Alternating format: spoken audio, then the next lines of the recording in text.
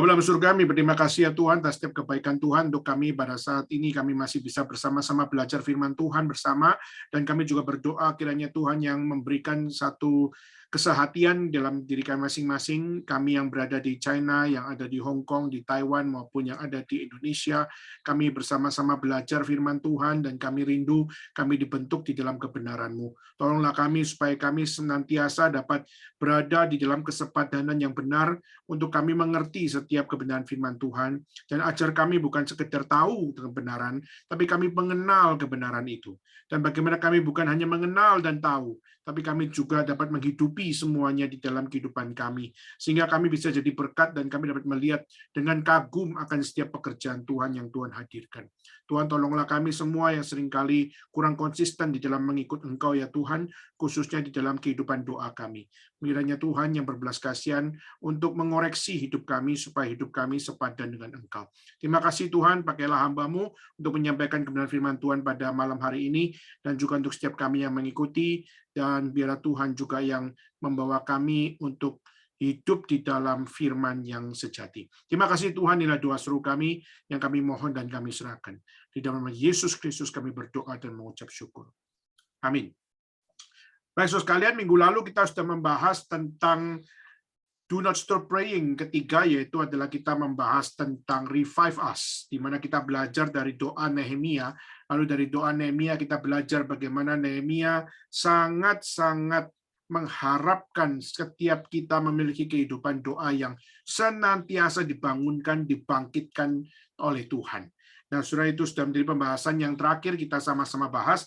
Hari ini kita akan bersama-sama bicara tentang Send Me atau utuslah aku. Saudara, seringkali kita melihat bagaimana doa itu adalah sesuatu yang seringkali kita lupa bahwa doa itu berkaitan dengan pengutusan. Doa itu berkaitan dengan penginjilan.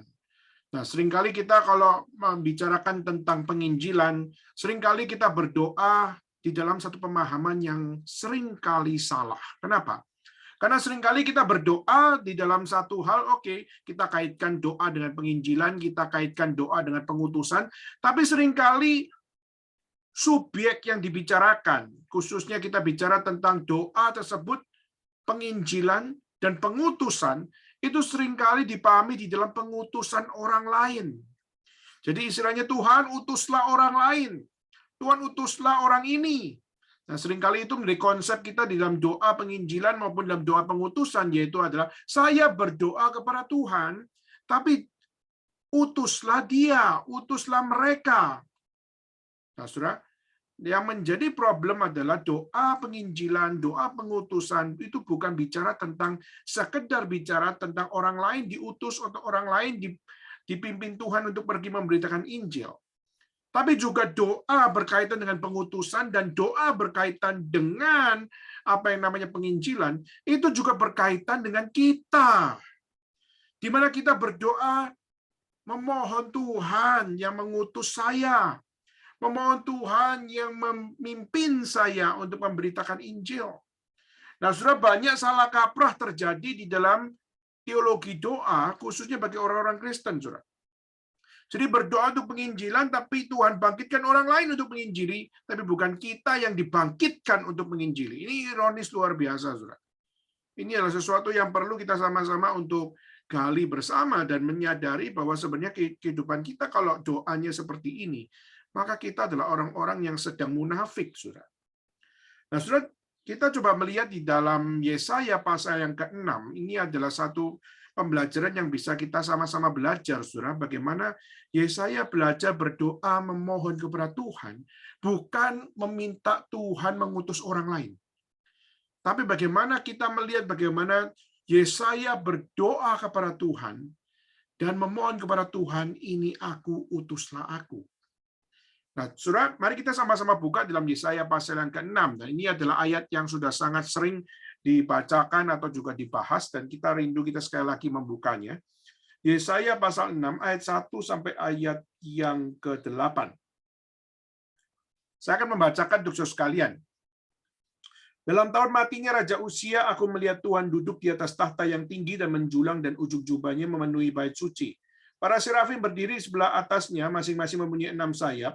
2 sayap dipakai untuk menutup mukanya, 2 sayap dipakai untuk menutup kakinya, dan 2 sayap dipakai untuk melayang-layang. Dan mereka berseru kepada seorang, katanya, Kudus, kudus, kuduslah Tuhan semesta alam. Seluruh bumi penuh kemuliaannya. Maka bergoyanglah alas ambang pintu disebabkan suara orang yang berseru itu, dan rumah itu dan penuhlah dengan asap.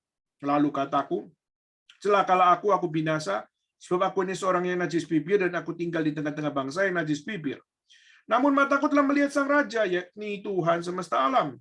Tapi seorang daripada serafim itu terbang mendapatkan aku, di tangannya ada bara yang diambilnya dengan sepit dari atas mezbah, yang menyentuhkannya kepada mulutku serta berkata, lihat, ini telah menyentuh bibirmu, maka kesalahanmu telah dihapus, dosamu telah diampuni.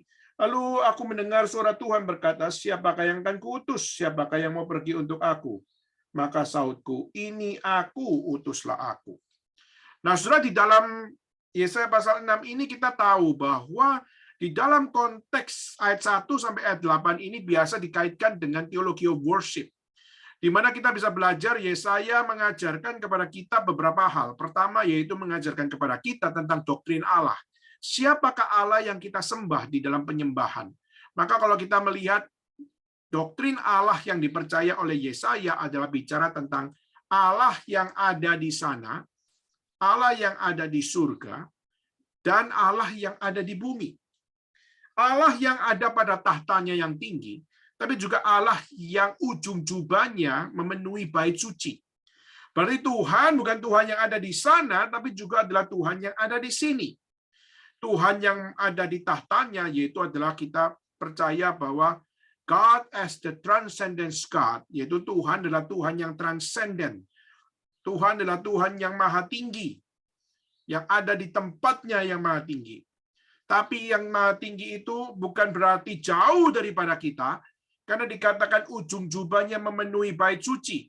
Nah, di dalam teologi, God as the transcendent God, and God as the immanent God. Immanent itu berarti Tuhan adalah Allah yang maha hadir.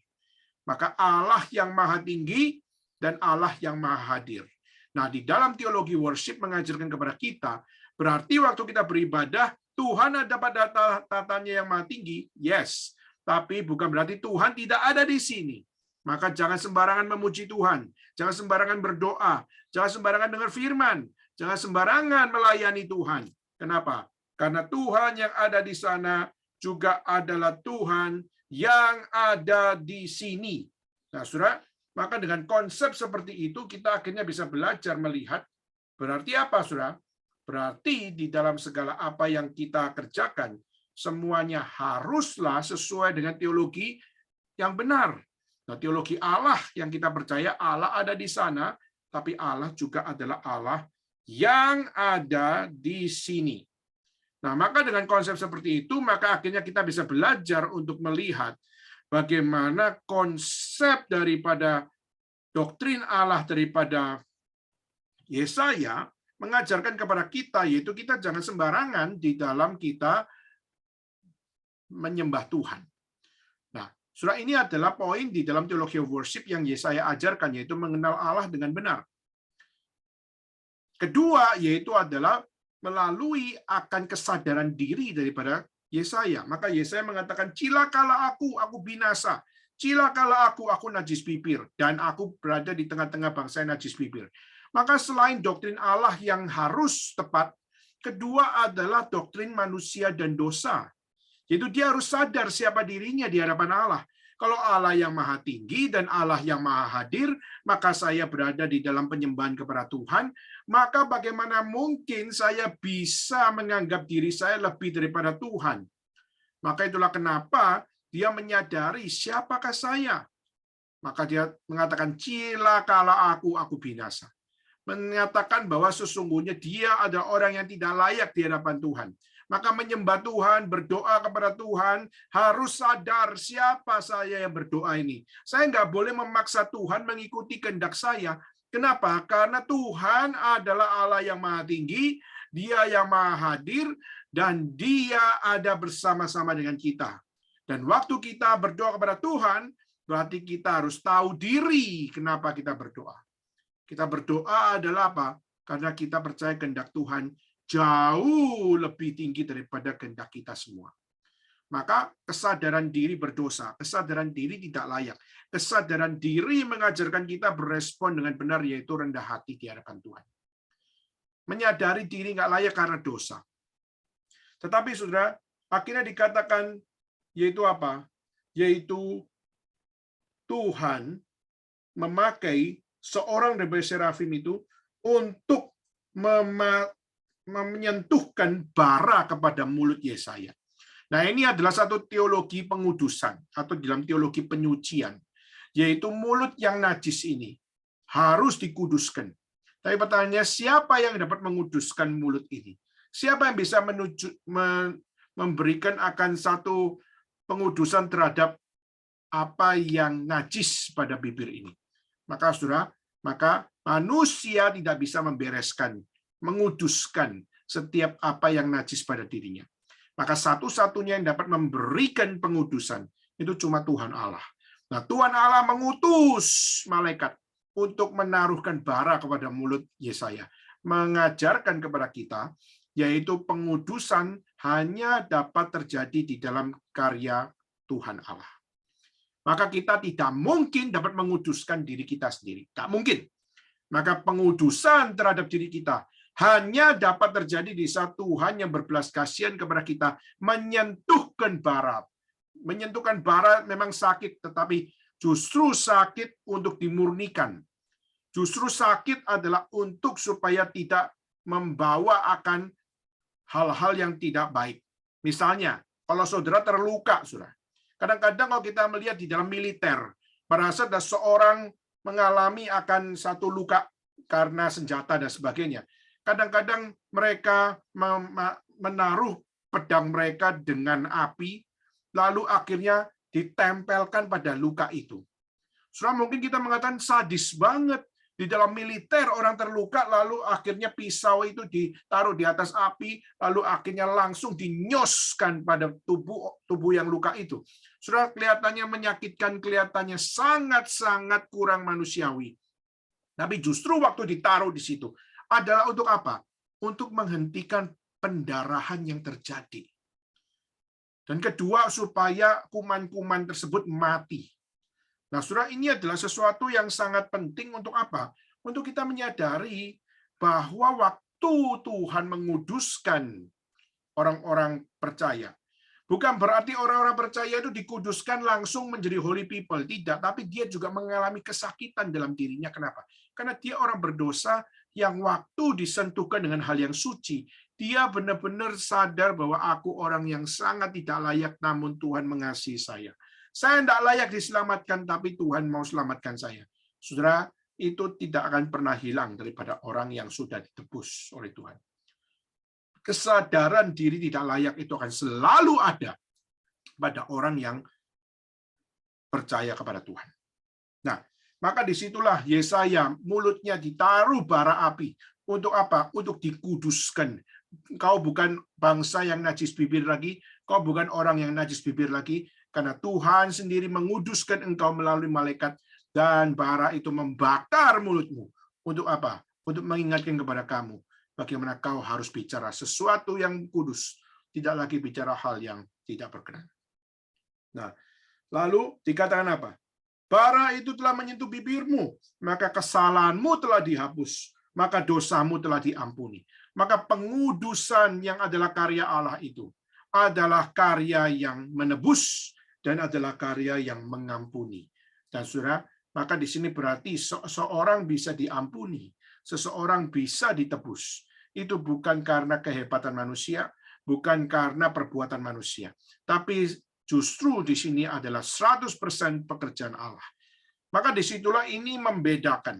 Bagaimana waktu kita melihat orang-orang, khususnya kelompok-kelompok Pelagius atau kelompok-kelompok daripada Arminian, mereka yang mempercayai bahwa manusia punya andil untuk menentukan dia diselamatkan atau diampuni atau tidak. Nah, saudara, di dalam kesempatan ini kita bisa melihat bagaimana Tuhan yang menaruhkan bara api itu pada mulut daripada Yesaya, dan Tuhan yang menyucikan, Tuhan yang menebus, dan Tuhan yang menyelamatkan, dan Tuhan yang menghapus dosa. Berarti di sini 100% adalah pekerjaan Allah. Maka siapa bilang dengan perbuatan baik saya bisa menjadi orang yang menyelamatkan diri saya sendiri. Dengan perbuatan-perbuatan dermawan saya, maka saya bisa masuk surga. Itu adalah konsep yang unbiblical. Itu adalah konsep yang tidak alkitabiah. Nah, maka pada saat kita melihat di situ, kesalahan dihapus, dosa telah diampuni. Berarti mereka adalah orang yang tidak layak, tapi menerima kelayakan dari Tuhan. Nah, lalu Tuhan berkata, nah surah ayat 8 menjadi pembahasan kita, yaitu ayat 8 waktu dikatakan, lalu aku mendengar suara Tuhan berkata. Dan kata apa yang dikatakan? Siapakah yang akan kuutus? Siapakah yang mau pergi untuk aku? Nah, saudara, di sini kita melihat bagaimana Tuhan menyatakan calling, menyatakan panggilan kepada setiap orang percaya, setiap orang yang ditebus, setiap orang yang diselamatkan, setiap orang yang dihapus dosanya. Mereka semua adalah orang-orang yang diutus oleh Tuhan. Jadi setiap orang diutus melayani Tuhan, itu semua adalah berlaku bagi setiap orang percaya. Jadi siapa bilang ini adalah hanya untuk pendeta, atau ini hanya untuk missionary, atau ini hanya untuk penginjil, atau ini untuk guru Injil. Tidak, ini adalah untuk semua orang percaya. Semua orang percaya adalah setiap mereka yang bertemu dengan Tuhan Allah, bertemu dengan dirinya sendiri yang tidak layak, bertemu dengan Dia yang memberikan akan pengudusan, yang memberikan akan keselamatan, yang memberikan penghapusan dosa, dan yang memberikan pengampunan. Maka waktu kita bisa diampuni oleh Tuhan, what a great privilege. Dan setelah Tuhan memberikan panggilan kepada semua orang percaya, siapakah yang mau pergi untuk aku? Siapakah yang mau kuutus? Maka saudara, maka di sini kita melihat ini adalah panggilan bagi semua orang. Termasuk saudara hari ini yang mengikuti. Saudara, Tuhan memberikan panggilan kepada setiap orang percaya, termasuk saudara dan saya. Nah, di dalam Yesaya pasal 6 di sini, Yesaya secara volunteer, dia akhirnya mengatakan, yaitu apa? Ini aku, utuslah aku. Saudara, kita percaya sahut daripada Yesaya adalah sebuah doa. Sebuah doa setelah apa yang Tuhan kerjakan pada hidup seorang Yesaya. Dia tahu Allahnya adalah Allah yang terlalu tinggi. Dia tahu betapa bobroknya diri. Tapi dia tahu pengudusan Tuhan datang kepada dia yang tidak layak dikuduskan. Dan sehingga dia bisa diampuni, dia bisa dihapus dosanya, dan dia bisa diselamatkan. Dan menerima semuanya itu adalah sesuatu mujizat. Karena yang tidak layak diselamatkan, justru diselamatkan oleh Tuhan Allah. Dan waktu Tuhan memberikan panggilan, siapakah yang mau pergi untuk aku? Siapakah yang mau kuutus?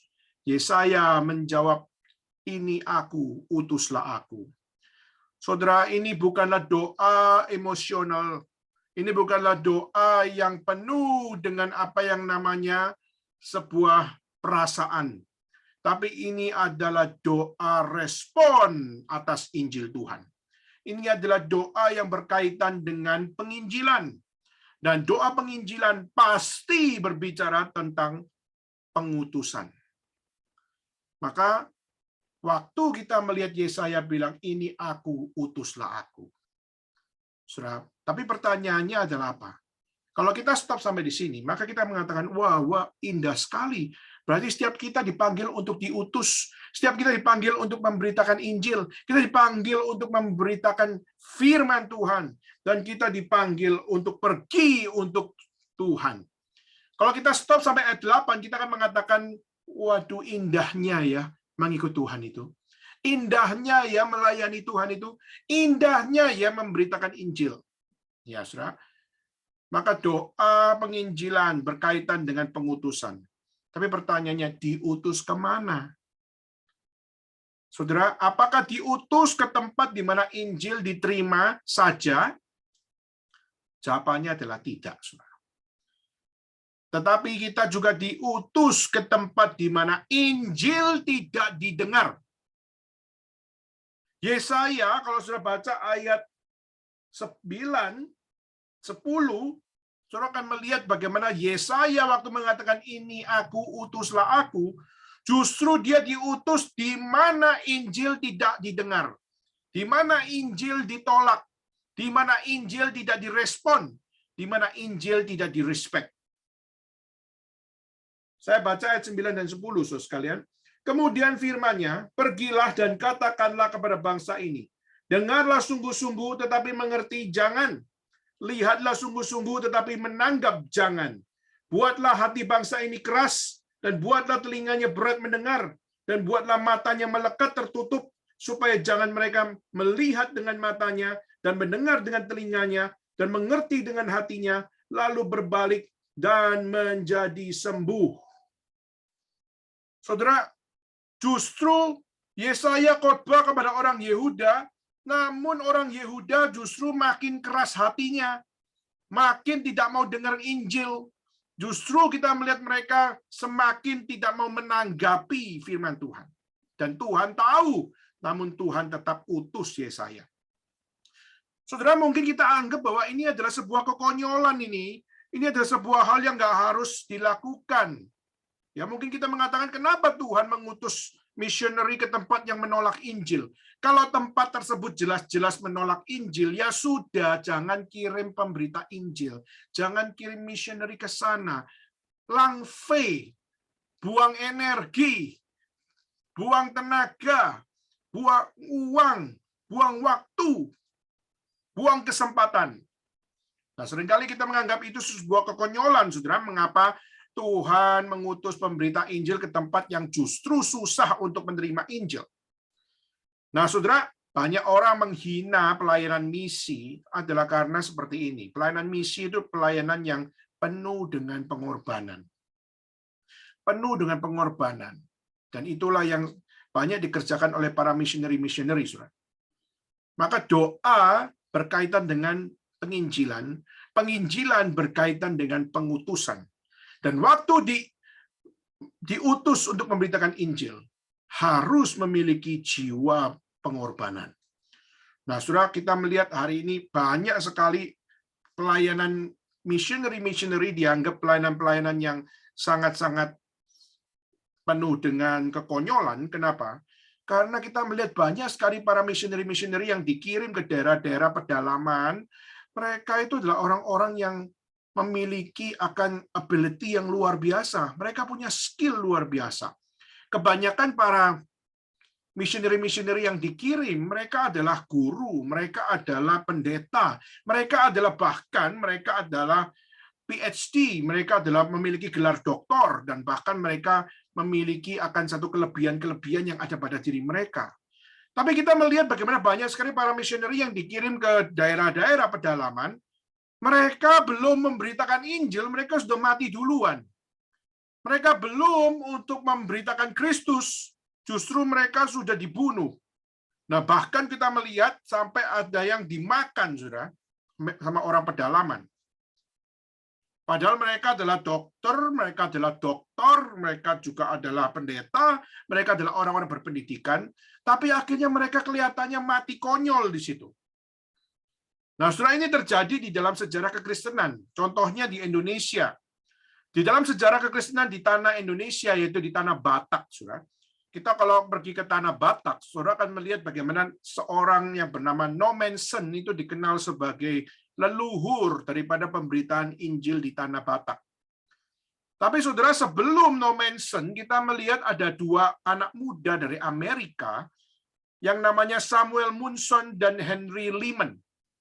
Ya, Samuel Munson dan Henry Lehman itu tahun abad 18, itu dia dari Amerika, dari Boston. Saudara kalau tahu Boston itu adalah sekolah pendidikan, di mana sekolah yang paling beken ada di situ.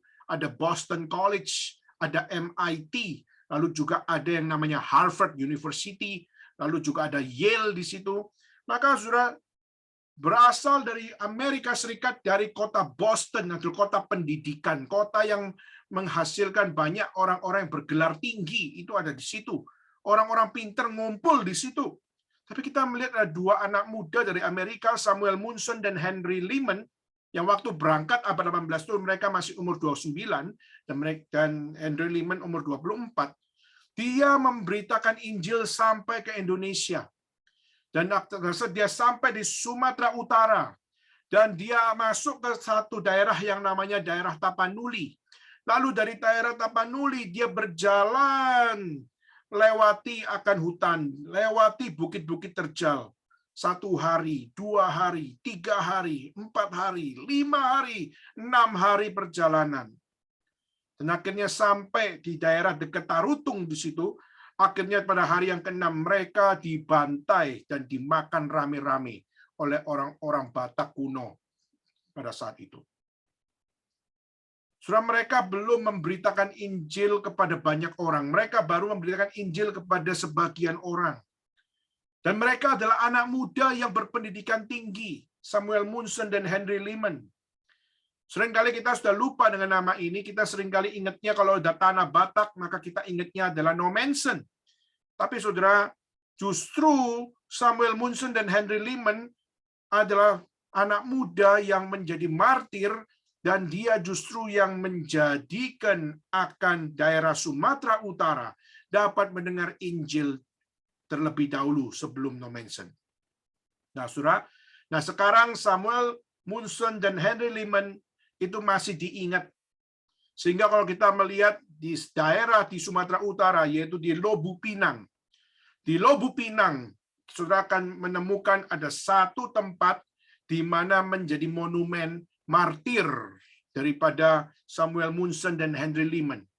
Di Lobu Pinang, disitulah satu monumen mengingat misionaris martir yang dihormati meskipun mereka belum melakukan pemberitaan Injil secara masif, tetapi saudara, apa yang dilakukannya dihormati oleh orang-orang Sumatera Utara karena cinta kasihnya Tuhan hadir melalui mereka.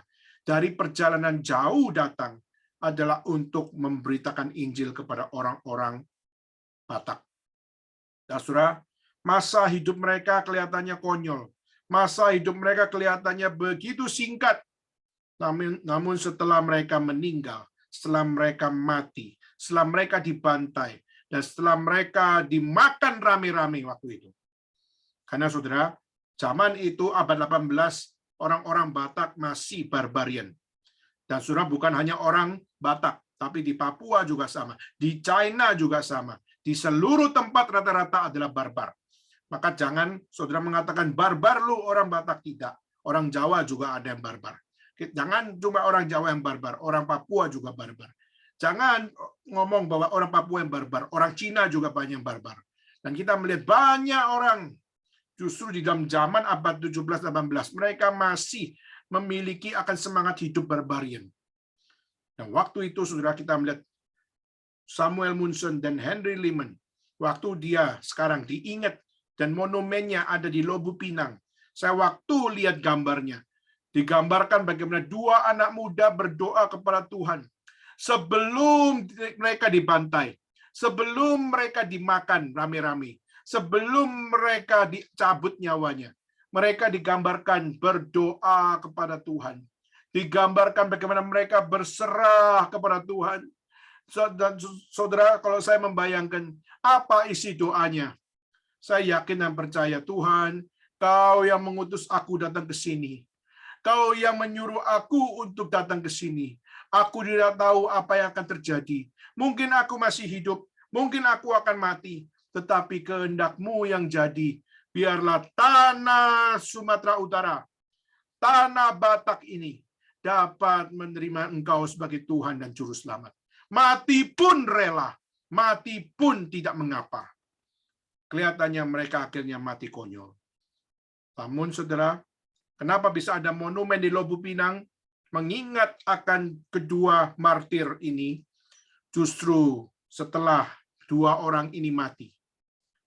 Justru monumen itu menjadi satu monumen yang diingat di dalam sejarah kekristenan di tanah Sumatera Utara. Maka disitulah kita melihat hari ini banyak orang terinspirasi, banyak orang mendengar kisahnya, dan banyak orang bertobat, dan banyak orang menerima Yesus sebagai Tuhan dan Juru Selamat.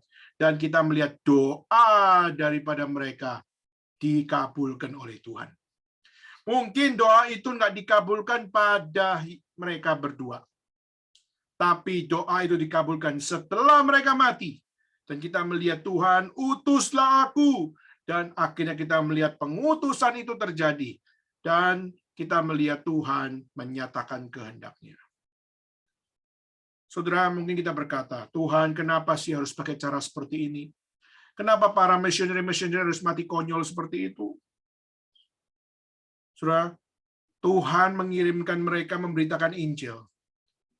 Memberitakan Injil.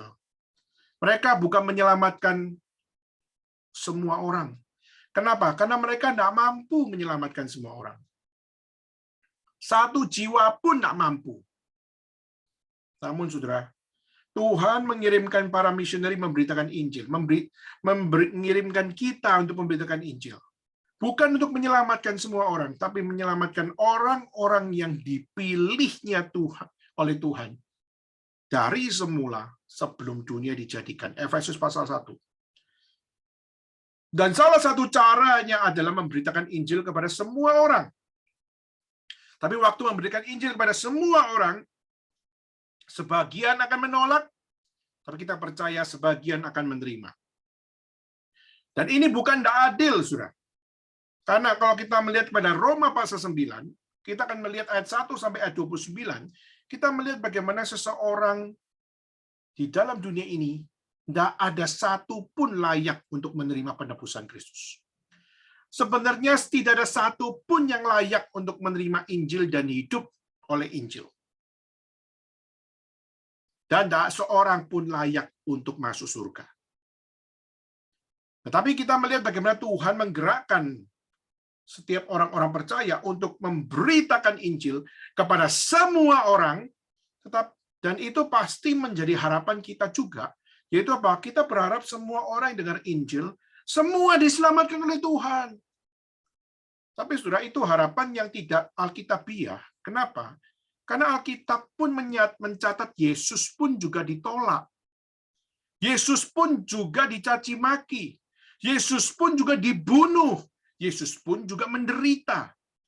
Jadi kita berharap bisa menyelamatkan semua orang. Itu semua adalah harapan yang ideal. Tetapi Alkitab juga menyatakan bahwa itu adalah harapan yang tidak alkitabiah. Kenapa? Karena waktu kita memberitakan Injil, orang berdosa nggak suka. Iblis nggak suka. Maka orang yang dipengaruhi iblis, yang ditahtai oleh iblis, pasti nggak suka Injil. Jadi waktu kita memberitakan Injil, waktu orang nggak suka, itu adalah sesuatu yang sesuai dengan kitab suci. Yesus memberitakan Injil, maka ditolak oleh ahli-ahli Taurat, orang-orang Farisi, bahkan dengan kerta gigi akhirnya ingin untuk membunuh Yesus. Jadi penginjilan bukan hanya bicara tentang apa yang namanya satu pengutusan, bicara tentang pengorbanan, tapi juga bicara tentang penolakan.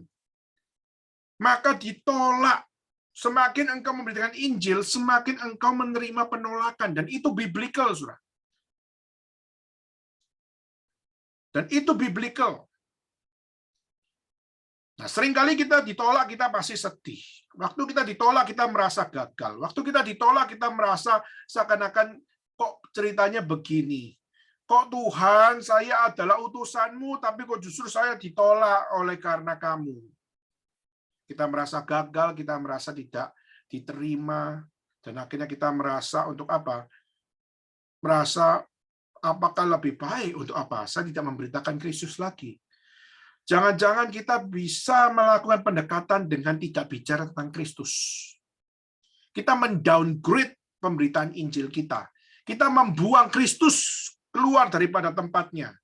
Sehingga Injil yang seharusnya God-center, berpusat pada Kristus, akhirnya kita jadiin man-center. Kita jadikan berpusat pada manusia. Nah, bukankah itu juga seringkali terjadi pada kita, bukan?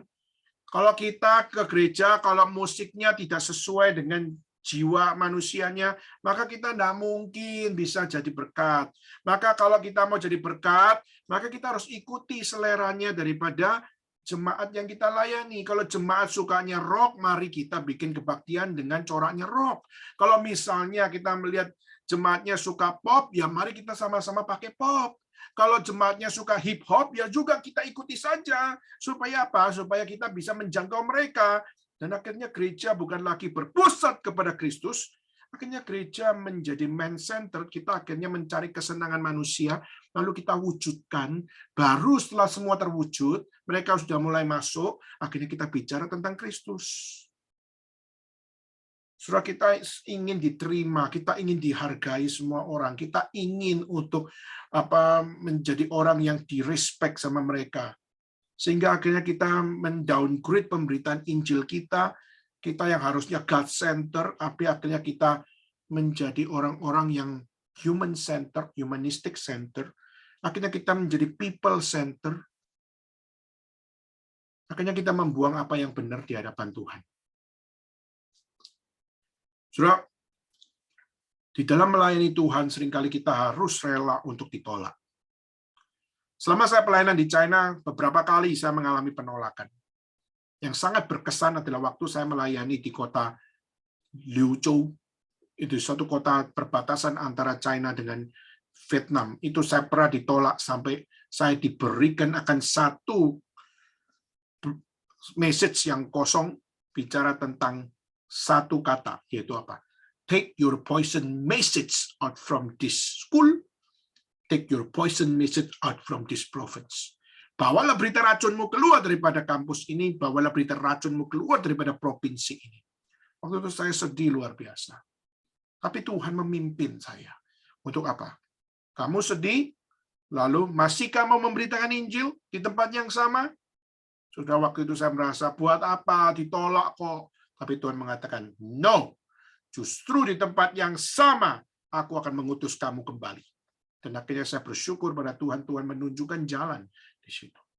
Kedua, yaitu adalah pada saat saya diizinkan kesempatan untuk melayani di kota Harbin, yaitu di perbatasan antara China dengan Rusia. Di situ pun juga mengalami hal di mana ditolak oleh Satpam, ditolak keluar dari kampus, tidak boleh untuk melakukan kebaktian atau melakukan persekutuan atau melakukan pemberitaan Injil. Dan waktu ditolak, waktu itu hati juga berkata, aduh Tuhan, memberitakan Injil sudah jauh-jauh datang, akhirnya ditolak, jauh-jauh datang, akhirnya diusir, jauh-jauh datang, akhirnya tidak boleh masuk kampus ini lagi. Setelah waktu itu kita merasa sedih dan kita merasa bahwa seakan-akan Tuhan, kenapa kok seperti ini? Tapi justru Tuhan mau mengajak kita semua yang memberitakan Injil untuk melihat apa. Kamu sudah mengalami, kamu ditolak, maka setelah ditolak, what's next? Kamu melarikan diri, atau kamu dengan iman datang dan kembali memberitakan Injil? Saudara, kita harus setia melayani Tuhan apapun hasilnya. Karena fokus kita bukan pada hasil. Fokus kita adalah kita setia atau tidak. Maka saudara, waktu kita berdoa, kita doa bukan minta kepada Tuhan, Tuhan, utus saya saja. Tapi di dalam memohon Tuhan utus saya, di situ kita perlu minta kepada Tuhan, Tuhan utus saya untuk belajar berkorban. Utus saya untuk belajar ditolak. Tuhan utus saya untuk saya rela, untuk setia. Apapun hasilnya. Tapi biarlah kesetiaan tetap terus ada di dalam hati saya. Saudara, Yesaya taat. Sampai akhirnya dia mati digergaji, saudara. Badannya itu digergaji dari duburnya sampai kepala. Itu digergaji oleh orang-orang yang tidak bertanggung jawab. Tetapi Yesaya tetap setia melayani Tuhan sampai akhir. Penginjilan tidak bisa lepas daripada kesetiaan. Doa seperti ini. Doa penginjilan seperti ini. Doa pelayanan seperti ini. Masih adakah dipanjatkan oleh orang-orang percaya? Masih adakah anak-anak Tuhan yang berkata, Tuhan ini aku, utus aku. Tuhan ini aku, ajar aku untuk berkorban. Ajar aku untuk rela ditolak. Ajar aku untuk rela setia. Apapun situasinya, aku harus tetap setia. Masih adakah doa yang seperti ini? Saudara, saya sempat untuk mengajak saudara untuk mendengar bagaimana hari ini kita melihat banyak teologi-teologi doa yang kacau luar biasa. Bagaimana kita melihat doa-doa yang dipanjatkan sudah bukan lagi doa memohon Tuhan utus aku untuk rela berkorban. Utus aku untuk rela ditolak. Utus aku untuk rela setia apapun situasinya. Hari ini banyak doa seperti ini dilupakan oleh orang percaya. Orang percaya hanya minta Tuhan berkati saya. 1 juta jadi 10 juta. 10 juta jadi 100 juta. Tuhan berkati saya supaya saya tidak dimaki-maki sama orang-orang yang kafir. Masa orang kafir lebih kaya daripada saya? Saya anak Tuhan. Kalau saya anak Tuhan, saya harus lebih kaya daripada orang-orang kafir. Konsep seperti ini kelihatannya logis. Tapi ini adalah konsep investasi yang sangat-sangat tidak bertanggung jawab. Berdoa minta Tuhan kasih saya kesehatan. Saya anak Tuhan, saya harus sehat terus. Kalau sakit, menunjukkan bahwa saya kurang iman. Maka kalau kena COVID, maka itu adalah tanda saya kurang iman. Saudara, itu konsep dari mana? Walaupun kelihatannya logis, tetapi itu bukan ajaran kitab suci. Seringkali itu adalah ajaran-ajaran yang sudah begitu mempengaruhi kita, sehingga akhirnya kita doa pun salah, termasuk orang Reform, termasuk orang GRI sendiri. Banyak orang mereka doanya tidak benar sesuai kitab suci. Maka itulah kenapa kita harus bertobat. Kita harus kembali kepada doa yang benar. Waktu Tuhan mau kita dipakai Tuhan, minta akan satu doa yang sesungguhnya mengajarkan kita mengenal Tuhan, mengenal kehendaknya, mengenal kenapa kita harus diutus. Maka saya mengundang saudara sekalian yang hari ini mengikuti. Mintalah kepada Tuhan doa yang berani seperti ini. Waktu Tuhan berkata, siapa yang mau kuutus? Siapa yang mau pergi untuk aku? Alkitab mengatakan, Yesaya bersahut, ini aku Tuhan. Ini aku Tuhan, utuslah aku. Dan di dalam pengutusan yang dimohon oleh Tuhan, oleh Yesaya kepada Tuhan, dia harus berkorban. Dia harus rela ditolak. Dia harus rela untuk merasa kecil hati, tetapi tetap setia melayani Tuhan sampai akhir. Maukah saudara hari ini kita berkata, ini saya Tuhan, utus saya. Mungkin saya bukan diutus pergi ke pedalaman, tapi saya diutus untuk melayani di kampus, atau melayani di gereja, atau melayani di keluarga saya, atau melayani untuk orang-orang yang belum kenal kepada Tuhan. Rela gak kamu berkorban? Rela nggak kamu ditolak? Relakah kau setia sampai akhir apapun hasilnya? Terus kalian kiranya Tuhan berbicara secara pribadi kepada engkau. Melalui sesi terakhir ini, mari kita sama-sama mohon kepada Tuhan. Send me, O Lord. Dan pada saat kita memohon send me, O Lord, kita belajar menjadi hambanya, menjadi budaknya, menjadi pemberita Injilnya yang dipakai Tuhan. Belajar berkorban, belajar ditolak, belajar setia sampai akhir. Maukah saudara berkata, ini saya Tuhan? Saya mau. Saudara bukan menjawab saya, tapi saudara menjawab Tuhan yang berseru kepadamu dan yang berkata, siapakah yang mau pergi untuk aku? Kiranya Tuhan memberkati kita pada malam hari ini. Kiranya Tuhan yang memampukan kita meresponi akan Injil Tuhan dengan benar. Dan mari kita mohon kepada Tuhan. Not my will be done, but your will be done. Bukan kehendakku yang jadi, namun kehendakmu yang jadi. Tuhan, biarlah itu yang menjadi responku. Biarlah itu yang menjadi kesaksianku. Biarlah itu yang menjadi bau harum yang semerbak ku persembahkan bagimu. Seperti minggu lalu kita bicara tentang perempuan yang datang kepada Yesus, yang memecahkan buli-buli pualam yang isinya adalah minyak narwastu, yang harganya 300 dinar, atau yang disamakan dengan harga sekarang adalah 15 juta atau sampai 18 juta. Parfum yang harganya jutaan itu dipecahkan, lalu minyaknya ditaruh di kepala Yesus. Waktu orang-orang mengatakan, kenapa kamu harus melakukan itu? Itu adalah pembasiran. Itu adalah sebuah hal kamu membuang kesempatan. Itu bisa dijual, tahu, bisa hasilkan uang 15 sampai 18 juta. Itu bisa dipakai untuk memberikan kepada orang miskin makanan maupun minuman atau uang.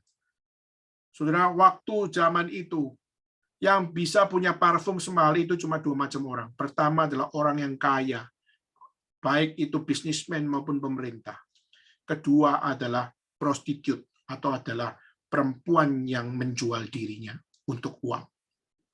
Maka hanya 2 macam orang ini yang bisa beli parfum yang begitu mahal. Nah, saudara, dan dalam kesempatan itu, dia pecahkan buli-buli pualam itu, lalu dia taruh di dalam kepada kepala Yesus. Orang-orang mengecam dia, tapi Yesus berkata, jangan kamu kecam dia, karena dia melakukan apa yang dikehendaki Tuhan. Yaitu apa? Yaitu dia yang mempersiapkan Yesus untuk masuk di dalam penderitaan. Yang mempersiapkan Yesus untuk diadili, untuk dihakimi, untuk dicaci maki, untuk disiksa, dan untuk disalibkan. Maka peringatan yang dilakukan oleh perempuan tersebut adalah peringatan yang dikehendaki oleh Tuhan. Meskipun secara logika, tidak salah para murid berkata, itu mahal, itu bisa hasilin uang. Tapi kadang-kadang Tuhan mengizinkan hal yang kelihatannya illogical untuk tidak dijual, tapi justru dipecahkan. Tapi justru Tuhan pakai itu untuk mempersiapkan yang lebih lagi. Maka saudara, itulah kenapa kita harus rela melakukan segala apa dengan setia, apapun hasilnya. Tapi waktu kehendak Tuhan jadi, itulah yang terbaik dan terbenar. Maka hari ini, mari kita sama-sama tutup persekutuan ini. Dengan kita bersama-sama mohon kepada Tuhan. Tuhan, jangan buat saya berhenti berdoa. Buat saya berhenti berdoa kalau saya cuma mintanya berkat, saya cuma mintanya sehat, saya cuma mintanya semua lancar. Saudara, doa yang meminta semuanya itu mungkin kita boleh katakan berhenti. Tapi minta kepada Tuhan, Tuhan, selidikilah hatiku. Tuhan, hancurkan egoisme di dalam diriku. Tuhan, bangunkan dan bangkitkan aku. Dan Tuhan, utuslah aku di dalam pekerjaanmu. Itulah yang kita bahas di dalam 1 bulan ini. Seek me, break me, revive me, and send me. Surah 4 hal ini yang kita kumpulkan dalam 1 bulan ini adalah satu pembahasan yang sangat penting untuk bagaimana sebelum kita berdoa, koreksi apa yang ada dalam hati. Masih adakah konsep yang salah bertengger di dalam hati kita? Jika masih bertengger, mintalah Tuhan, seek me, selidikilah aku. Dan break me, hancurkan apa yang tidak bersama hatiku. Dan revive me, bangunkan aku di dalam kuasamu. Dan send me, itu melakukan pekerjaanmu. Kemanapun Tuhan tempatkan, dengan setia, dengan rela berkorban, dengan rela ditolak, dan rela memberitakan Injil. Sampai Tuhan berkata, inilah hambaku yang kukasihi. Kepadanya aku berkenan. Kiranya Tuhan memberkati seri di bulan Januari ini. Membuat kita semakin rendah hati sebagai pendoa syafaat. Semakin belajar memiliki komitmen sebagai pendoa syafaat. Semakin tekun berdoa syafaat. Dan tetap menghargai doa yang adalah berkat besar yang Tuhan berikan untuk kita bisa bergantung kepada Tuhan di dalam hidup kita. Kiranya Tuhan memimpin kita semua menjadi anak-anak Tuhan yang lebih setia lagi di dalam pekerjaan Tuhan. Amin. Mari kita sama-sama tunduk kepala kita bersama-sama berdoa.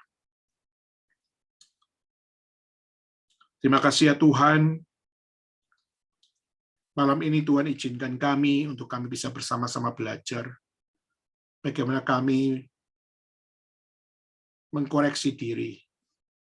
Seringkali kami salah berdoa, seringkali kami salah berharap, seringkali kami salah memohon, seringkali kami salah untuk meminta. Ampunilah kami ya Tuhan kalau kami seringkali berada di dalam posisi yang sangat-sangat kurang ajar di depan Tuhan. Dan seringkali kami tidak setia pada Tuhan. Seringkali kami sangat tidak hormat kepada Tuhan. Tolonglah kami ya Tuhan, agar kami belajar meminta dengan benar. Bagaimana waktu kami dapat meresponi setiap apa yang Tuhan mau kami kerjakan. Pimpin kami Tuhan untuk kami berkata, ini aku, utus aku. Dengan doa yang berharap penginjilan dapat menjadi sebuah komitmen kami, di mana kami rela belajar berkorban. Kami rela belajar ditolak. Kami belajar rela setia apapun hasilnya. Kami mau mencicipi keindahan di dalam pengutusan yang Tuhan hadirkan. Ampunilah kami ya Tuhan kalau kami seringkali kurang peka terhadap diri kami yang Tuhan mau utus di dalam pekerjaan. Maka kami mohon sekali lagi ya Tuhan kepekaan supaya kami tahu di mana kami Tuhan utus. Dan kami dapat berkata, ini kami Tuhan. Terima kasih Tuhan untuk teman-teman kami, jemaat kami, gereja kami, maupun hamba-hamba Tuhan yang melayani. Kiranya kami dirombak oleh Tuhan. Kiranya Tuhan yang membangunkan, membangkitkan kami, memurnikan kami, dan menjadikan kami hamba-hamba-Mu yang setia di dalam pekerjaan. Inilah doa seru kami ya Tuhan yang kami mohon dan kami serahkan. Di dalam nama Yesus Kristus kami berdoa, kami bersyukur kepada Tuhan. Bapa, terima kasih. Bapa, terima kasih. Bapa di dalam surga, puji, terima kasih. Amin.